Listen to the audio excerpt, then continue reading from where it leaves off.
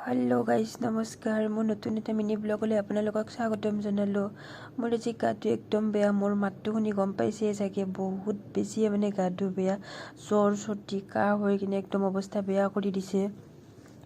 উঠিলোঁ 4:30 বজাত, উঠিবতো লাগিবই, ডিউটি আছে। গতিকে মোৰ মৰ্ণিং 9টা বজাৰ আগতে চব কাম ক্লিয়াৰ কৰিব লাগে। গতিকে উঠি মেলি অলপমান গৰম পানী কৰিলোঁ, যিহেতু মোৰ গাটো বেয়া ন। মই ঠাণ্ডা পানীৰে গা নুধুলোঁ আৰু অলপ গৰম পানীৰে গা ধুলোঁ। কিন্তু মোৰ এটা ডাঙৰ সমস্যা যে মোৰ ৰুমত এনেকুৱা বাচন নাই, মানে পানী গৰম কৰিবৰ কাৰণে। তাকে কেৰাহীতে অলপ গৰম পানী কৰি দিছোঁ, উপায়তো নাই, গাটো ধুব লাগে এতিয়া গৰম পানীৰে, নহ'লে বেছিয়ে বেয়া হ'ব। অকলে থাকোঁ তাত, আৰু যদি বেছি হৈ যায় তাকে আৰু গাটো ধুই অলপ বনালোঁ ভাত আৰু ভাজি বনালোঁ। তেনেকৈ জল্দি ভাত ভাজিখিনি খাই অফিচত যাব ওলালোঁ। গাটো দেখি গম পাইছে চাগে, একদম চকু টকু লাল হৈ গৈছে, মোৰ অৱস্থাটো একদম বেয়াই হৈ গৈছে। তথাপিও দায়িত্ব লৈছোঁ যেতিয়াতো যাব লাগিবই, তেনেকৈ আৰু যাব ওলালোঁ। বেছি দূৰ নহয় বাৰু, ওচৰতে হয়, অফিচৰ ওচৰতে মোৰ ৰুমটো যিহেতু।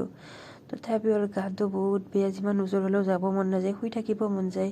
তাতে আজি বতৰটোও বেয়া, একদম বহুত ডাঠ কুঁৱলী পৰিছে, একদম ৰ'দ নায়ে ক'ব গ'লে মানে। তথাপিও এনেকৈ লাহে গ'লোঁ বাৰু ডিউটিলৈকে। ইমানে আচৰিত গাটো বেয়া হৈছে ন মোৰ। আপোনালোকে কি কৰেনো জ্বৰ চৰ্দি হ'লে ক'বচোন, কমেণ্ট কৰিব। মানে ইমানে বিষ লাগিছে ন, ঔষধ খোৱাৰ পাছতো কম পোৱা নাই। বাই গাইছ, আজিলৈকে।